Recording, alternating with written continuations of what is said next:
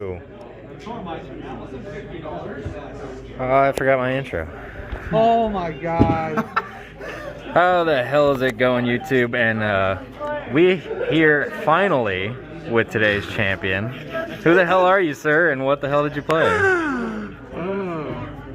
My name is Johnny Santos, and I won with Dino. What kind of dinos? Pure Dino. Pure dinos. Pure Dino. I like to spicy Puerto Rican Dino. Spicy dino. Okay. Yep. Right. Nothing crazy. It's just personal choices that I believe it worked very well with the meta and just some rogue. And yep. I like it. it. All right, let's see this spicy dino. All right. So first of all, let's do shout outs to Team 1. Team Team one. 1, shout out to Team 1 right here. Baby. Let's go. Let's go. Get it close up. Shout out to the team captain, Luke, behind the camera. Hey. Team 1.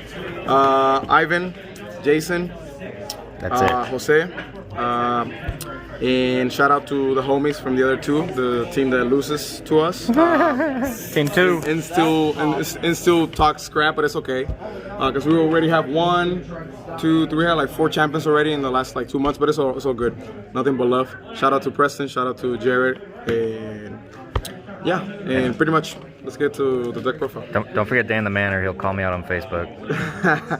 Dan the Man for allowing us to be here in the store, in the shop, the best car shop in Indiana for sure. Hell yeah. Facts. And for him to giving us the opportunity to be here, play on a Friday night, and still do tournaments while being safe, and All right. keeping a great community. So, Hell yeah. shout out to Dan. Let's do this. All right. We got a sneak preview. So first of all, Aaron Rodgers, the GOAT. That's debatable. No, let's start with my hand trap ratio. My hand trap ratio is nothing crazy. I decided to play, I believe, 6 hand traps on the main. So my only 6 hand traps, it will be the triple ash, double draw, and the random Skullmeister. So I know it looks kind of random or super random, but I kind of kept it simple. I still think that this is the most valuable hand trap, ash. It hits everything. You never see an ash in hand and you don't want to see it. Like every time you see ash, it's always good against anything that you play. Most of the time, it's just against some broken decks is not as impactful. I still like to see it every single hand that I can. If I could play 6, I would play 6. Draw because of Drytron. Like I want to lock them as well. Why did I not play triple duo? Because I don't want to see 2, so if I can see 1 and then a Ice or this or Ash, that's what I personally always want. I want to be able to use multiple hand traps or 2 if I draw, even going first, since I have a lot of 1-card combos in the deck and 1.5. So Skullmeister is really good in my opinion. I want to play 2 or 3 in the main, but I just don't have the room. Hits Eldritch, it hits traps for Eldritch, it hits so many cards. Pretty much almost every meta deck and a lot of rogue decks, including mirror match for Dino. For the other Dino players they're trying to catch up, and I hit them with Master. So, but eventually I'm gonna bump this up. I like it. It gives me a lot of results. So that's pretty much the hand trap ratio. The rest are in the side deck. Pretty standard right now. Right now with the Dino engine, except a couple tweaks that I did in the last couple of weeks, last month. So double Archosaur. The baby ratio will be 2 babies, 1 petite. This is pretty much the standard. A lot of people switch between, I've seen petite and baby, I've seen double baby and no petite, I've seen. So yeah, I like it like this. It comes up, this comes up. Literally often you use it for a free Prankatops, and yeah, so extra body, extra pop. Yeah, you want to see it opening hand, one of them. Either miss this, fossil dig, or this, and it don't matter. I'm gonna do the standard triple Raptor, triple Miscellaneousaurus, the 1 Jam Rex, 1 Prankatops. I decide to play always, most of the time, like the last 2 formats I've mained the Dogoran. Not all the time. There's been formats that I don't main this, even though it's a main deck. That's a go first, by the way. This is a go first build. there's gonna be a couple of things that might contradict. People will be a little confused and stuff. It's just my personal choice of certain, like, very impactful cards that even though they're ghost second cards, I still want to see them and try to blow my opponent, blow them out of the field like as soon as possible. So, and then the big boss, the GOAT, LeBron. As a card, like if LeBron was a card, this is conductor. So second best. No. Actually, yeah, after Rodgers. Oh, okay. Yeah. So double conductor, and this is the spicy thing, but it's not really spicy. It's just that I believe this card is still really, really good. I've always thought it's very good. Nobody plays it. No Dino players. I'm sure the stat is out of 99 Dino players, 98 don't play it, and I'm the one that plays it. It's Quatless. Statistician Johnny. I think it's very good because since this is a go first, I always, obviously, Eldritch, Zoo, we know, random times, depending on who I'm playing, if I already know what they're playing or if we go to game 2 and stuff like that, a lot of times, if I know I'm going to go second on duel number 2, I side him out. But since there's so many back row decks, he's so impactful because a lot of times, like, there's been multiple boards that I don't end up with the typical combos the usual combos because of the Link Karibo. So if I do extravagance and people banish my Link Karibos, there's sometimes you end up on awkward boards. So for me, it's like if I don't want to rely on those, I don't want to win or set my my winning win condition. Well, win con.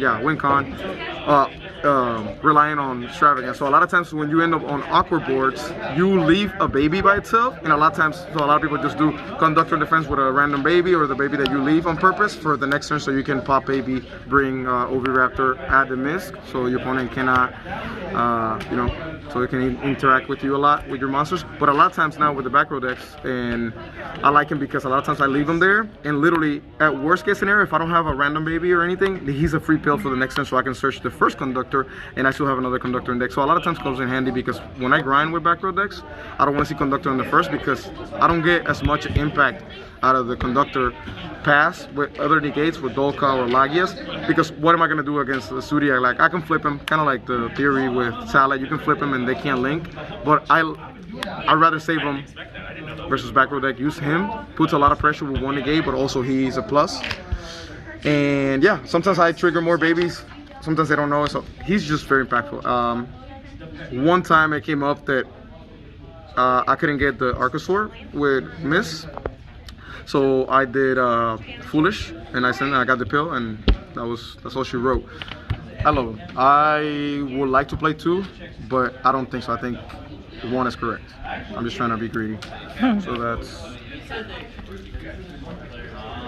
Alright, so the spell for Dino, the Dino spells. So triple fossil deck, pretty standard, double evolution pill.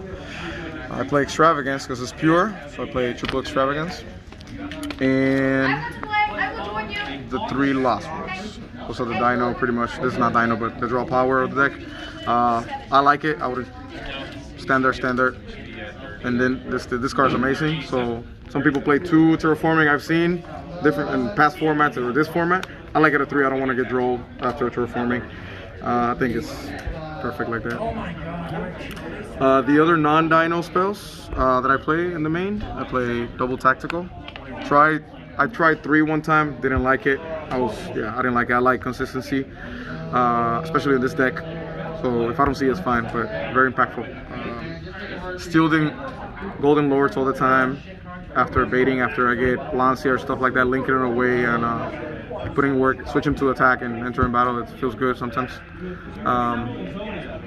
But we love to draw cards, so that's the main reason why it's there. Yeah. The main tech, if you can call it however you want. I've always played the double Cyclones since last format. I've never taken Cyclones out of my main deck. I think they're always good. Even if Zodiac Eldritch wouldn't be a thing right now, I will still keep them. Because a lot of people have random floodgates when you play certain rogue players or casual players. Very impactful floodgates. I never want to lose to a floodgate. I hate it. And also just to have a utility, just anything that random that I might not, or a field spell or Dogmatic Invoke is always going to give me a lot of impact. I love it, especially going first. They think a lot of times it's impermanence. or Chalice or anything like that, any back row, and I just change. So, and then for the other back row removal, the third one in the main, Harpies. This was a very important card. It sealed the game 3 in the final round. I was still, even if I wouldn't draw it, I still probably most likely would have got it, but this card sealed it for sure. Obviously very impactful, nothing to explain there. And the one-offs, foolish. Some Dino players don't play it. They don't think it's as important anymore. I think it's very important because a lot of times I get Ash or something else, or I'll try to go standard combo. A lot of times this puts a lot of pressure because if they don't Ash it, they know I'm sending miss. And a lot of times if I don't see any miss, any fossil dig, and I draw one baby, double baby, this is full combo still. This is the third or fourth fossil dig, or you know, you could say.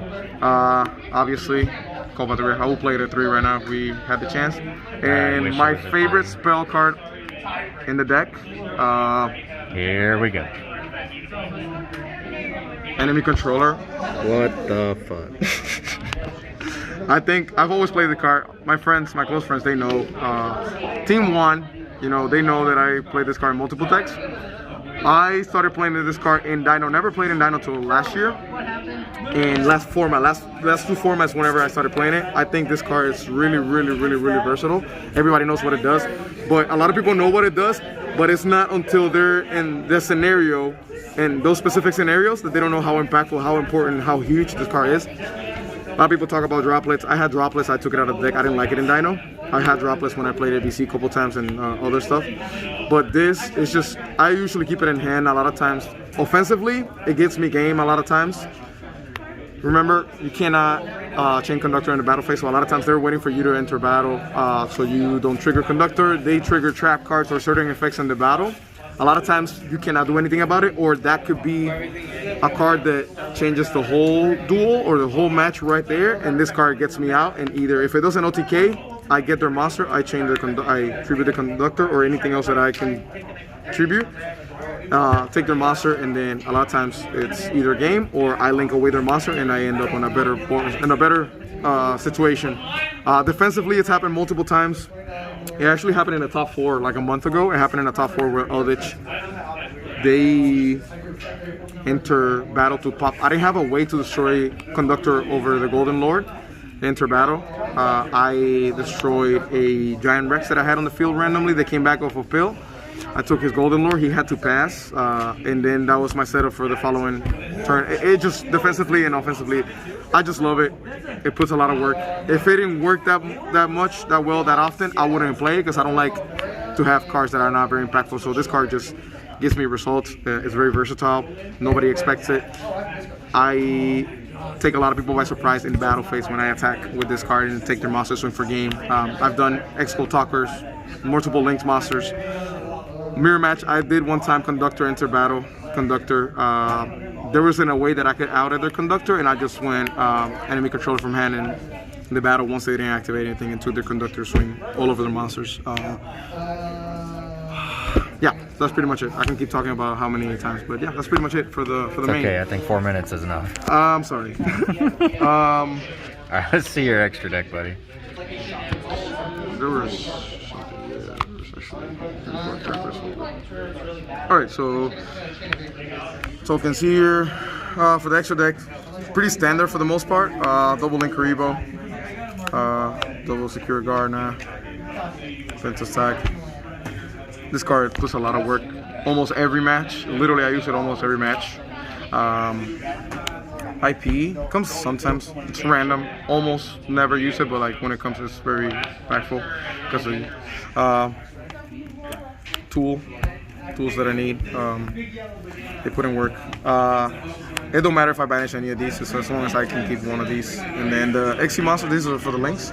Warlord. What the fuck is that? So a lot of people, I didn't have anything else that is, I don't know, that it puts a lot of work, in my opinion, that I can use. And this card has outed Dragoon multiple times, when at times I couldn't with Conductor. A lot of times I couldn't out Dragoon with Conductor for whatever reason, or I didn't have anything to bait, so I just link away to everything, take the Dragoon and I have a negate. That's the only reason why he's there.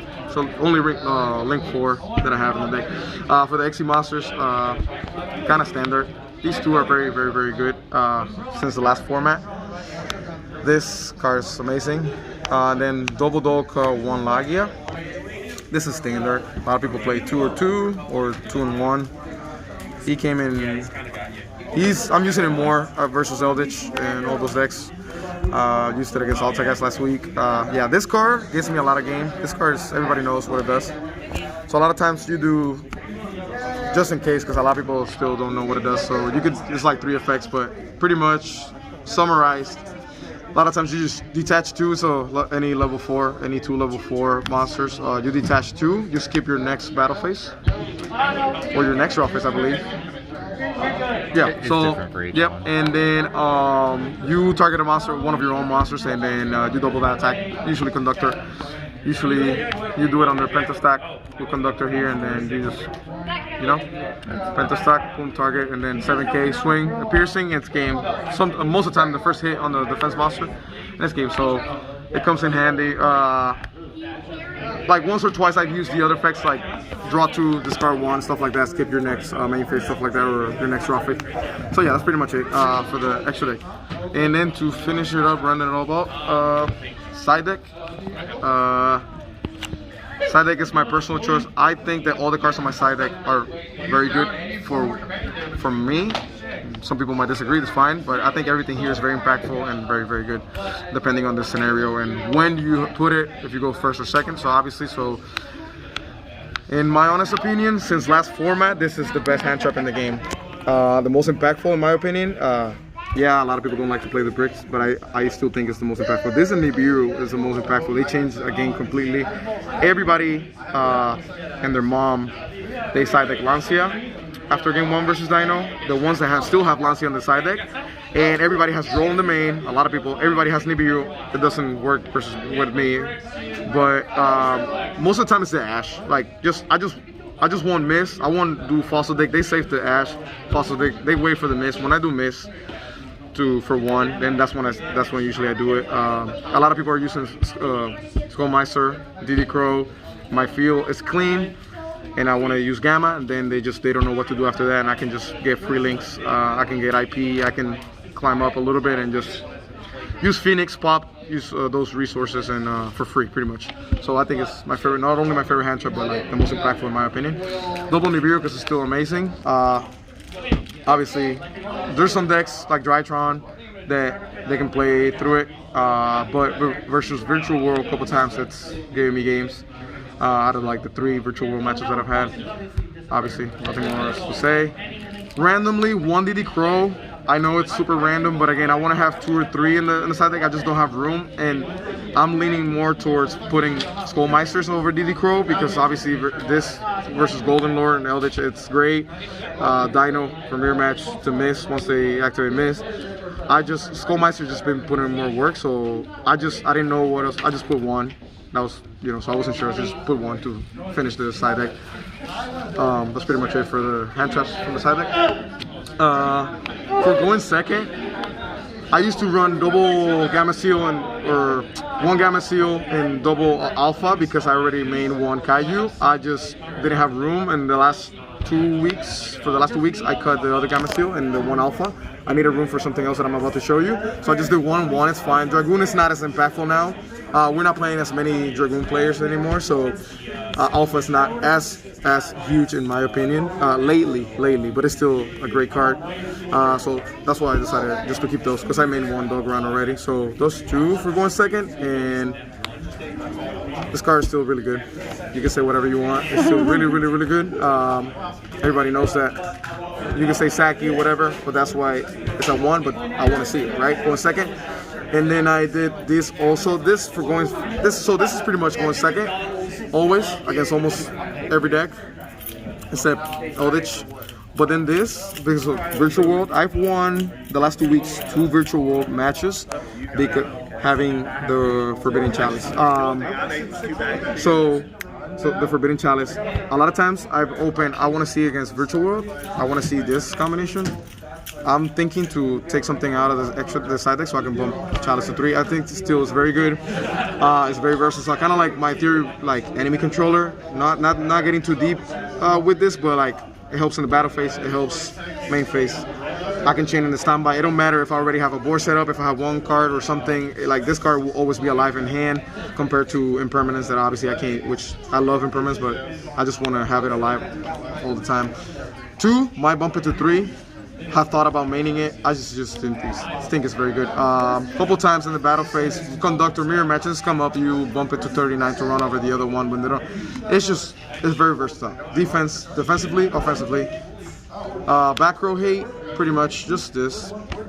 3rd cost me Cyclone, and then double tune twister.